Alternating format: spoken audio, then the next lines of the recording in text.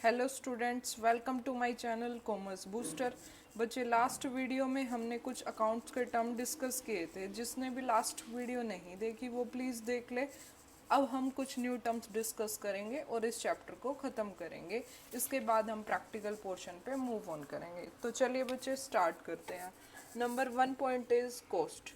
Cost क्या होती है बच्चे? It is the amount of resources given up in exchange of some goods and services. बच्चे, कोई भी अमाउंट जो आप रिसोर्सेज को खरीदने में पे करते हो, गुड्स एंड सर्विसेज को खरीदने में पे करते हो, वो आपकी क्या होती है? कॉस्ट। कॉस्ट बच्चे जो होती है वो मनी की फॉर्म में भी आप पे कर सकते हो उस अमाउंट को, और इक्वेलेंट टू मनी की फॉर्म में भी आप पे कर सकते हो। ये ज़्यादा इम्पोर्टेंट टॉपिक नहीं है, इसलिए मैं इनको जल्दी जल्दी कवर करती चलूँगी। Gain. Gain, next point is gain. It is a monetary benefit, profit, or advantages resulting from events or transactions which are incidental to the business, such as sale of fixed assets, winning a court case, appreciation in the value of asset। कहने का मतलब है कि कोई भी monetary benefit की अगर मैं बात करूं तो मोनेटरी बेनिफिट मतलब जिसका बेनिफिट आपको मनी को पे करने से मिले, या फिर मनी से आपको कोई भी बेनिफिट मिले।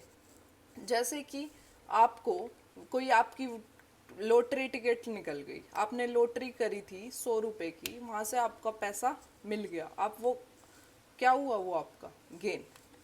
आपने एसेट्स को बेच दिया, फिक्स्ड एसेट्स को बेचने से क्या हुआ? आपका फायदा हुआ, तो फायदा भी क्या हुआ? आपका गेन। उसके बाद appreciation in the value of asset. Appreciation in the value of asset का मतलब है कि जो आपकी फिक्स्ड एसेट्स है, जैसे कि लैंड, बिल्डिंग, मशीनरी है, उनकी वैल्यू में बढ़ोतरी आ जाए, उसको बढ़ाना, एप्रिशिएट करना। कई बार क्या होता है कि जो आप वैल्यू खरीदते हो, जैसे आपने मशीन खरीदी 1 लाख रुपए की और वो आपने ज़्यादा में बेच दी। ज़्यादा में बेचने पर मानो आपने बेच दी 1,05,000 में, तो 1,05,000 में से 5,000 रुपये जो आपका होगा वो क्या हो जाएगा? गेन हो जाएगा। आगे हम बात कर लेते हैं स्टॉक की। बच्चे, stock it includes all those goods which are lying unsold at the end of accounting period.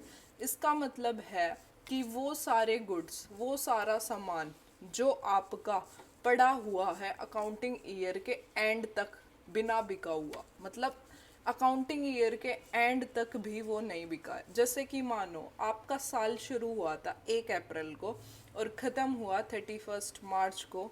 जो 31 मार्च को जब आपका साल ख़त्म हुआ तो कुछ पार्ट आपका स्टॉक का बिना बिका हुआ पड़ा था, आपका स्टॉक पड़ा हुआ था, तो वो क्या हुआ? Unsold stock. उसी को हम क्या कहते हैं? स्टॉक।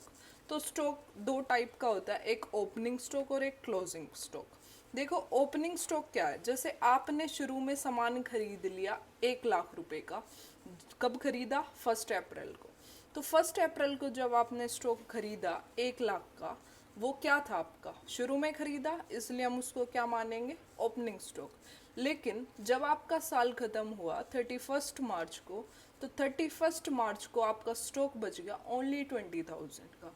जो आपका रेस्ट 80,000 का स्टॉक था वो बिक गया। तो बच्चे, इसमें जो आपका 20,000 का stock at the end of accounting year में बचा हुआ है वो क्या हो जाएगा? Closing stock. अब हम दूसरा, ये हो गए आपके ओपनिंग एंड क्लोजिंग स्टॉक। उसके बाद हम दूसरी बात कर लेते हैं। स्टॉक का कुछ और भी टाइप्स हैं, जैसे देखो, stock of raw material, stock of finished goods और stock of work in progress. देखो बच्चे, आप जब सामान को, गुड्स को बनाने के लिए कुछ सामान खरीदते हो, रॉ मटेरियल खरीदते हो, जैसे कि आपकी बर्तन बनाने की फैक्ट्री है। बर्तन बनाने की फैक्ट्री में आपने कुछ शीट्स खरीद ली स्टील की, ठीक है, तो वो स्टील की शीट क्या है? आपका रॉ मटेरियल, तो वो क्या हो जाएगा? Stock of raw material. अब हम बात कर लेते हैं stock of finished goods. Stock of finished goods में क्या था कि जब आपके बर्तन पूरे बन करके तैयार हो गए तो वो जैसे आपका बर्तन बन गया पूरा, कटोरी बन गई आपकी, ग्लास बन गया, तो वो क्या हो जाएगा, फिनिश गुड्स का स्टॉक हो जाएगा। अब है stock of work in progress. Work in progress में जैसे आपका काम, रॉ मटेरियल जब आप लेकर के आए थे, स्टील की शीट जब आप लेकर के आए थे, तो अब उसमें जब आप काम कर रहे थे आधा बना हुआ था वो, तो वो क्या हो जाएगा, stock of work in progress. Partly finished goods का जो होता है वो होता है stock of work in progress. Partly finished goods की अगर मैं बात करूं कि जब गुड्स आपके पूरी तरीके से बन करके तैयार ना हुए हों। 16th, purchases. The term purchases is used only for purchase of goods in which the business deals. Goods means acquiring of raw material for the purpose of conversion into finished products and then sale. Purchase is equal to cash purchase plus credit purchase. तो आइए बात कर लेते हैं purchase की। तो देखो जो टर्म परचेज है वो यूज हुआ है परचेज ऑफ गुड्स। बेसिकली जो गुड्स के लिए हम परचेज वर्ड्स यूज करते हैं अकाउंट्स में, जब भी आप सामान को खरीद के लाते हो तो वो आपका परचेज यूज होता है। जैसे कि मानो आपने क्लोथिंग का बिजनेस है, आप क्लोथ खरीद के लाते हो, किस लिए खरीद के लाते हो, बेचने के लिए खरीद के लाते हो, तो क्लोथिंग क्या हो जाएगा, आपका परचेज हो जाएगा और आप उसको क्या करोगे, बेच दोगे। तो यही है सिंपल सा कंसेप्ट कर परचेज का। गुड्स में आपको मैंने बताया ही था पिछले टर्म्स में भी कि गुड्स क्या होता है। Goods means acquiring of raw material for, कि जब आप रॉ मटेरियल को खरीद रहे हो किस लिए, फिनिश्ड गुड्स में या फिनिश्ड प्रोडक्ट्स में कन्वर्ट करने के लिए, और फिनिश्ड प्रोडक्ट में कन्वर्ट करने के बाद आप उसको क्या करोगे, बेचोगे। जैसे कि मानो आपका, मैंने एग्जांपल देती हूँ, सूरत में आपकी कंपनी है या फिर आपकी फैक्ट्री है किस चीज़ की, क्लोथिंग की, तो वहाँ पे आप रॉ मटेरियल फैब्रिक खरीद करके लाते हो और अच्छे अच्छे डिज़ाइनर क्लोथ्स बनाते हो और उन क्लोथ्स को क्या करते हो, फिनिश गुड्स में कन्वर्ट कर देते हो। क्लोथ बनने के बाद फिनिश गुड्स में बन जाता है। उसके बाद आप उसको ऑल ओवर इंडिया क्या करते हो, इंपोर्ट एक्सपोर्ट करते हो, और करने के बाद क्या हो जाएगा, वो बेचोगे उसको, तो वो क्या हो जाएगा, क्या हो जाएगा, वो सेल कर रहे हो उसको, तो वो टर्म क्या हो जाएगी, परचेजेस। कहने का मतलब है कोई भी चीज़ जो आप खरीद रहे हो जिसका पर्पस है रॉ मटेरियल से फिनिश गुड्स बनाना इज नोन एज परचेजेस। ठीक है। उसके बाद परचेजेस में जो इंक्लूडेड होता है वो होता है cash purchase plus credit purchase. कोई भी आप कैश में सामान खरीदते हो प्लस उधार में सामान खरीदते हो, दोनों ही परचेजेस का पार्ट है। अब हम बात कर लेते हैं परचेज रिटर्न। परचेज रिटर्न बच्चे बिल्कुल ही आसान टॉपिक है, परचेज का उल्टा। जस्ट जैसे आपने सामान खरीदा था, अब उस सामान में कई बार डिफेक्ट आ जाता है, डैमेज आ जाता है, ख़राब निकल जाते हैं गुड्स, तो आप उनको क्या करते हो, बेच देते हो, तो वापस भेज देते हो, सॉरी क्या कर देते हो, वापस भेज देते हो, तो वो क्या होता है, परचेज रिटर्न। इसको हम रिटर्न आउटवर्ड्स भी कहते हैं। अब हमने क्या किया, नेक्स्ट टर्म सेल्स। वो sales, the term sales is used only for sale of those goods which are purchased for resale purpose. Sales includes all those goods, जो आपकी सारी goods जो खरीदी जाती है बेचने के लिए। जैसे कि आपने कपड़े खरीदे थे, अब आप उन कपड़ों को क्या करोगे, बेचोगे। क्यों, क्योंकि आपकी एक रिटेल शॉप है और रिटेल शॉप वाला क्या करता है, खरीदेगा सामान को बेचने के लिए, लेकिन उसका क्या फ़ायदा, भाई उसको कुछ फ़ायदा होगा तभी तो बेचेगा, प्रॉफिट कमाने के लिए वो ऐसा करता है, सेल करता है। जैसे मानो उसने एक क्लॉथ खरीदा 300 रुपये का और वो ये मार्केट में बेच रहा है उसको 350 रुपीज़ का, तो 50 रुपये उसका क्या हो जाएगा, प्रॉफिट हो जाएगा। तो ये ही है सेल्स का कंसेप्ट। सेल भी ऐसे ही है, sale is equal to cash sale plus credit sale. तो कैश सेल भी इंक्लूडेड होती है इसमें, क्रेडिट सेल भी। कैश में जितना भी आप बेचते हो वो भी, और उधार में जितना बेचते हो वो भी। तो sale return, next topic is sale return. Some customers might return the goods sold to them is called sale return और रिटर्न इनवर्ड। कई बार क्या होता है कि कई बार कस्टमर्स को आपके गुड्स पसंद नहीं आते, तो वो क्या कर देते हैं, वापस कर देते हैं, तो वो क्या हो जाएगा, सेल रिटर्न। जैसे कई बार आप मिंत्रा से शॉपिंग करते हो, अमेजोन से शॉपिंग करते हो, फ्लिपकार्ट से शॉपिंग करते हो, आपको अपना प्रोडक्ट पसंद नहीं आता तो आप क्या करते हो, रिटर्न कर देते हो उसको, तो वो ही क्या हो जाएगा, सेल रिटर्न। उसके बाद 18th point is loss.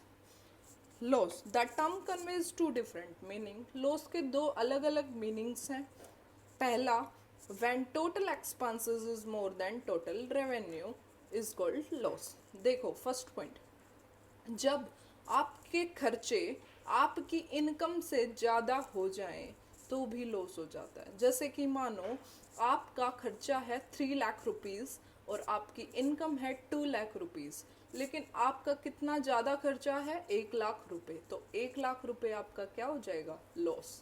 Next point is it refers to the activity in which a firm receives no benefit. बच्चे कई बार क्या होता है, अचानक जो एबनॉर्मल लॉसेस हो जाते हैं आपके बिजनेस में कि जिनके बारे में आपको पता नहीं होता, एकदम से कोई भी नुकसान हो जाना जिससे आपको कोई बेनिफिट ना मिले, वो भी क्या हो जाता है, लॉस। जैसे कि मानो अर्थक्वेक आ गया और आप जहाँ पे काम कर रहे थे वो बिल्डिंग टूट गई, ठीक है, या जिस का आप रेंट दे रहे थे, जिस फर्म का आप रेंट दे रहे थे वो बिल्डिंग टूट गई, तो आपने उसकी कंस्ट्रक्शन पे, मरम्मत पे खर्चा किया होगा, तो वो क्या हो जाएगा, loss by accident, accidental loss हो जाएंगे, अर्थक्वेक हो सकता है। तो ये क्या होते हैं, ये लॉसेस जो होते हैं जिनके बारे में कुछ पता ना हो, अचानक हो जाए, तो वो क्या हो जाते हैं, सारे एबनॉर्मल लॉसेस। जैसे लॉस बाय फायर, आपका क्लोथिंग का बिजनेस था, क्लोथिंग के बिजनेस में आग लग गई किसी कारण, तो वो क्या हो जाएगा, loss by fire, loss by theft.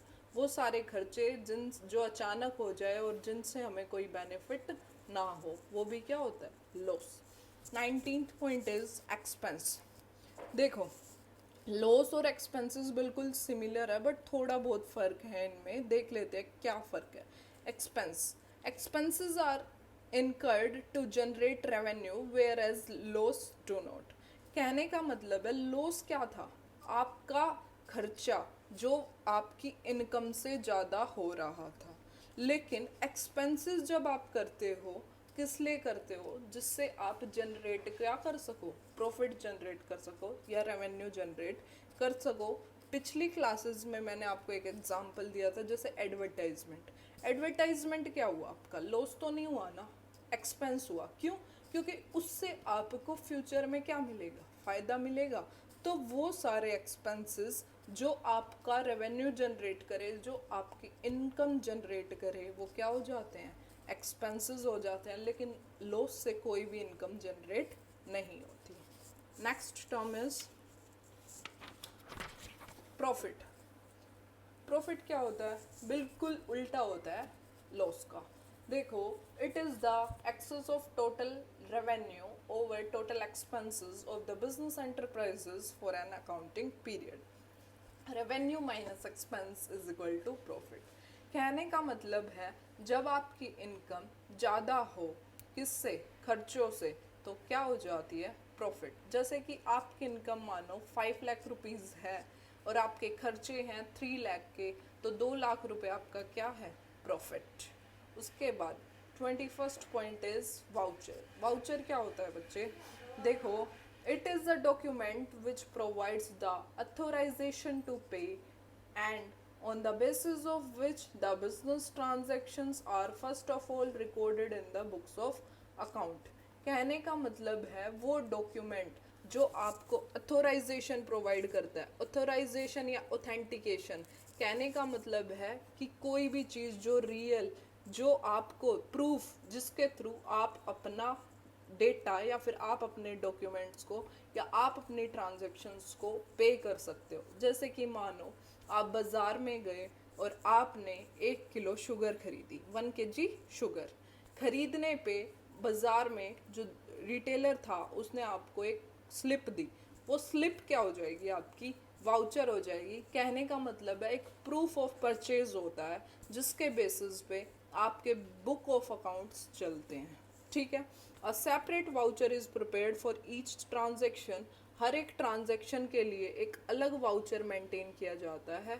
अलग वाउचर जैसे कि जैसे आपने परचेज करा तो आपने अलग वाउचर बनाया, आपने सेल्स करा तो आपने अलग वाउचर किया, उधार पे खरीदा तो अलग वाउचर बनाया, परचेज रिटर्न की तो अलग वाउचर बनाया, सेल्स रिटर्न की तो अलग वाउचर बनाया। इट हैज़ टू साइड, हर एक वाउचर की दो साइड्स होती हैं, एक डेबिट एक क्रेडिट। जितनी भी ट्रांजेक्शन्स होंगी आपके बिजनेस में वो दो ही साइड्स पे चलती है, one is debit and other is credit. वो हम आगे की क्लास में डिस्कस कर लेंगे। The forms of vouchers varies from firm to firm. बच्चे जो वाउचर्स होते हैं वो अलग अलग फर्म्स के अलग अलग होते हैं। जैसे आपकी फर्म की पॉलिसी कुछ है, आपने कुछ वाउचर्स चला रखे हैं, मेरी फर्म की पॉलिसी कुछ है, मैंने कुछ वाउचर्स चला रखे हैं, तो सबका अलग अलग सिस्टम थोड़ा होता है। उसके बाद 22 इज discount. It is a rebate और an allowance and given by the seller to the buyer. कहने का मतलब है कि एक रिबेट और अलाउंस, रिबेट और अलाउंस का मतलब होता है एक तरीके का डिस्काउंट, छूट। कौन देता है? सेलर देता है बायर को, वही होता है डिस्काउंट। जैसे कि मानो आपने 1 लाख की टीवी खरीदा, एलईडी टीवी जब आपने खरीदा तो उसमें यूँ लिखा हुआ था 40% ऑफ, तो आपको कितने का पड़ा वो? 60,000 का। तो वो 40% जो लिखा था वो क्या था आपका? डिस्काउंट। तो डिस्काउंट जो होता है वो होता है ट्रेड डिस्काउंट और कैश डिस्काउंट। बच्चे ट्रेड डिस्काउंट और कैश डिस्काउंट को हम पढ़ लेते हैं। When discount is allowed by seller to its customer at fixed percentage is called trade discount.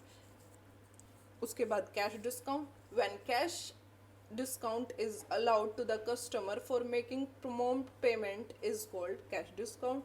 कहने का मतलब है कि ट्रेड डिस्काउंट वो सारे डिस्काउंट्स जो एक फिक्स्ड रेट के होते हैं, जो हर एक कस्टमर को मिलता ही मिलता है।